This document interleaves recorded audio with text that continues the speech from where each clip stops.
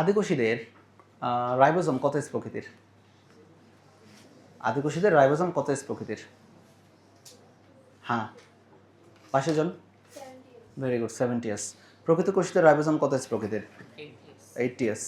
তুমি দাঁড়াও দেখি, বলো তো। তুমি বলো। হ্যাঁ, নিউক্লিওয়েড কি জিনিস?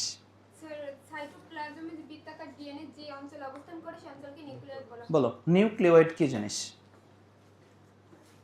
সাইটোপ্লাজমে মুক্তভাবে বৃত্তাকার ডিএনএ অবস্থানকারী অঞ্চলকে। নিউক্লিওয়েড কি জিনিস? তুমি বলো, নিউক্লিওয়েড কি জিনিস?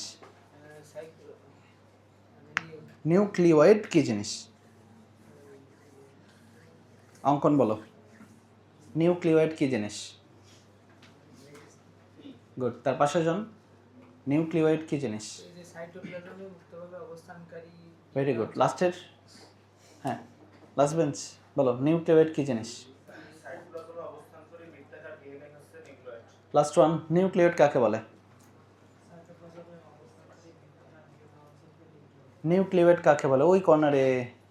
হ্যাঁ হ্যাঁ হ্যাঁ, তুমি দাঁড়াও দাঁড়াও, সবাই চশমা পরে আছে, বলো নিউক্লিয়েড কাকে? সাইটোপ্লাজমে মুক্তভাবে অবস্থানকারী ডিএনএ অঞ্চলকে কোন ডিএনএ অঞ্চল? কি ডিএনএ অঞ্চল? ডিএনএ তো অনেক ধরনের হতে পারে, বৃত্তাকার হতে পারে, সূত্রাকার হতে পারে। না, বৃত্তাকার। বৃত্তাকার ডিএনএ অঞ্চলকে বলা হচ্ছে নিউক্লিওয়েড। বসো। সবার যদি এই অবস্থা হয় রে, তাহলে কি পড়াবো তোমাদেরকে, বলো।